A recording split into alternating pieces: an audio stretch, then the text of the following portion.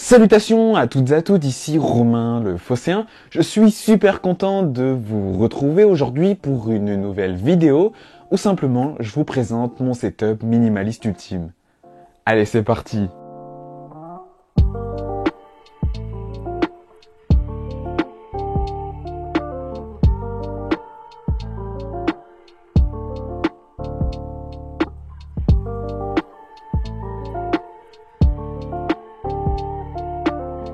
Bon, déjà pour débuter, j'ai toujours eu envie de vous proposer une vidéo avec une présentation d'un setup minimaliste. Alors vous le voyez peut-être, mais il n'est pas derrière moi, mais je l'ai construit justement pour vous en proposer une vidéo. Et on va commencer directement avec le bureau qui est un bureau classique de chez Ikea. Je n'ai pas la référence exacte malheureusement puisqu'il était déjà présent dans mon loyer. En tout cas, ce bureau, personnellement, je l'aime beaucoup. Il est simple et efficace et c'est tout ce qu'on lui demande. Maintenant, ce qui est la pièce maîtresse de ce setup minimaliste, c'est un appareil auquel on n'aurait pas forcément pensé.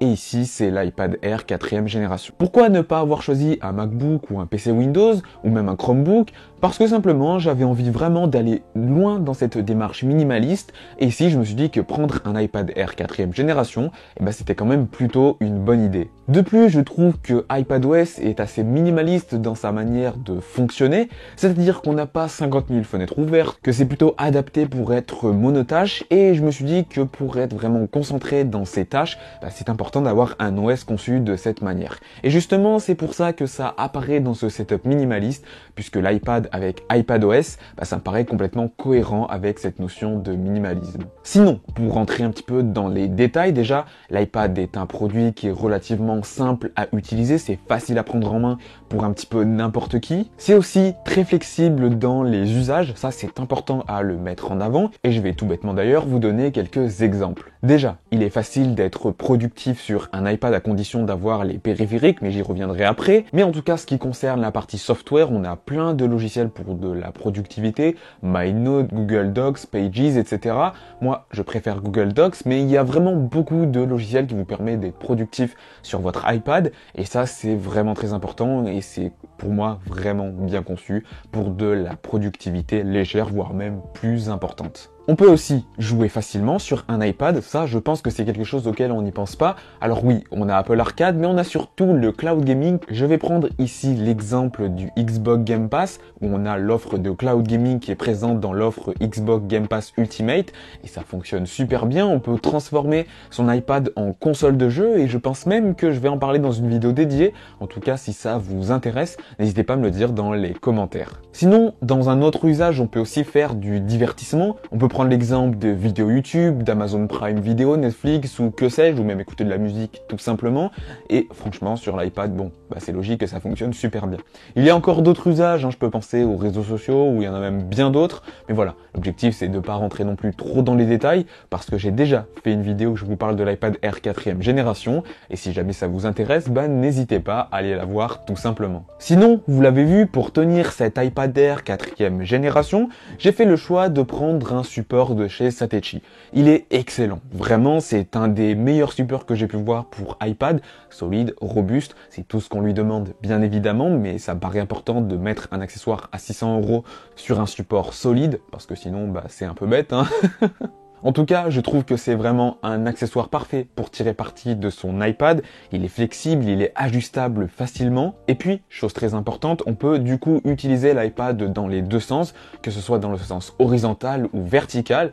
Pour du traitement texte par exemple, dans un sens ou dans l'autre, ça peut être mieux pour certaines personnes, ou même pour d'autres usages. Bref, en tout cas, ça laisse libre vraiment à la créativité au niveau des différents usages que vous pouvez en avoir. Et moi j'aime beaucoup ça. Pour revenir aux différentes possibilités que j'ai évoquées avec l'iPad, il y a forcément les différents accessoires qui vont avec. Je m'explique. Déjà, j'ai mis un tapis de souris. Ça c'est peut-être plus pour la partie design. C'est d'ailleurs, pour l'anecdote, un tapis de souris de chez Satechi. Il est en cuir végan et il est juste trop bien. Mais c'est surtout les périphériques qui sont dessus qui nous intéressent et qui se connectent en Bluetooth avec votre iPad. Le clavier présent, c'est un incontournable que quelqu'un m'a recommandé et il se reconnaîtra et je lui en remercie.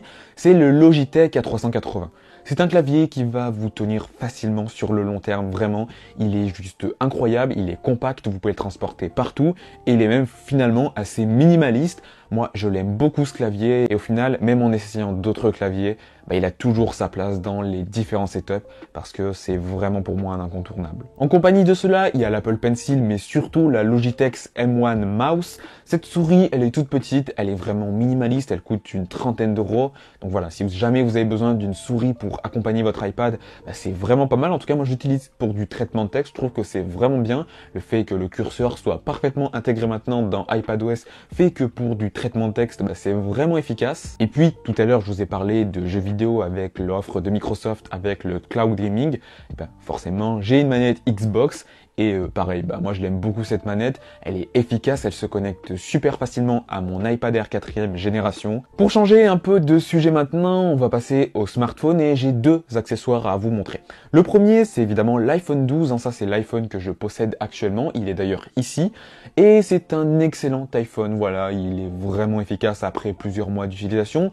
Moi je l'aime beaucoup cet iPhone 12, il est compact, léger, bref, il a beaucoup d'arguments qui vont finalement en sa faveur, et pour tenir cet iPhone 12 sur ce setup là, vu qu'il est compatible MagSafe, j'ai pris un support de chez ESR qui donc par conséquent est compatible MagSafe. L'iPhone du coup tient un petit peu en lévitation grâce au système d'aimant qui est présent à l'arrière de l'iPhone et sur ce support là. C'est un support qui ne vous coûtera pas très cher mais qui est franchement pas mal pour accompagner un setup plutôt minimaliste. Pour finir, et j'allais oublier de vous en parler, j'ai évidemment mis des AirPods Pro puisque lorsque je regarde du contenu sur l'iPad, ou même lorsque j'écoute de la musique avec l'iPhone qui est à côté, je trouve ça pas mal d'avoir des AirPods Pro et voilà, la réduction de bruit, moi j'aime beaucoup, surtout que ça permet vraiment de se concentrer dans ces différentes tâches qu'on peut exécuter ou même pour jouer tout simplement.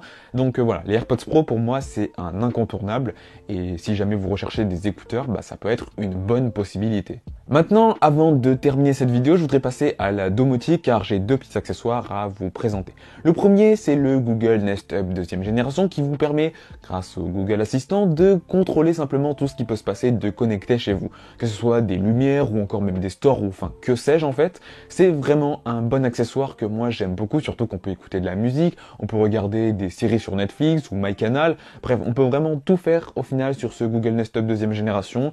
Donc moi j'aime beaucoup ce produit-là. Finalement, on n'est pas obligé de se surpasser avec 50 000 accessoires et on peut vraiment tout faire via ce Google Nest Hub 2e génération. D'ailleurs, petit accessoire connecté dans ce setup, c'est évidemment une petite lampe de chez Action qui permet, via le spot lumineux, de mettre un petit peu de vie dans ce setup-là. Moi, j'aime beaucoup cet accessoire-là, il coûte seulement une dizaine d'euros. Franchement, allez-y. Moi, ça fait maintenant pas mal de temps que je possède ce spot et il est toujours aussi efficace. Il fonctionne vraiment bien. Il baissera juste un petit peu en intensité lorsque vous lui mettez de la couleur par rapport à un éclairage classique. Sinon, quelques accessoires pêle-mêle. Il y a évidemment quelques petites plantes. Ça permet d'ajouter un petit peu de décor à ce setup minimaliste. Mais aussi une petite lampe de chez Oki qui va fonctionner par contre à la main, au tactile. En appuyant dessus simplement, ça va s'éteindre et s'allumer. Il y a aussi des modes de couleur. Et voilà, je pense avoir fait le tour de ce setup minimaliste. Si ce contenu vous a plu, n'hésitez pas à me le dire dans les commentaires. Je vous prépare évidemment d'autres vidéos setup, donc pour ne pas rater ça, n'hésitez pas à vous abonner. J'aimerais également avoir votre avis sur cette vidéo-là, sur ce que vous avez pensé de ce setup minimaliste. Donc voilà, j'attends vos avis en commentaire et si jamais vous avez peut-être des accessoires en plus que vous trouvez peut-être plus intéressants aussi à compléter pour ce setup minimaliste-là, j'attends également vos avis dans les commentaires. Par contre, vous ne pouvez pas mettre de lien directement car j'ai bloqué simplement cette possibilité par question de sécurité. Donc voilà, vous pouvez pas mettre de lien, mais les commentaires sont permis, donc allez-y, n'hésitez pas. En tout cas, moi je termine cette vidéo, j'espère qu'elle vous aura plu bien évidemment. Et puis sur ce, je vous dis à dimanche prochain 11 h pour une nouvelle vidéo. Allez, salut!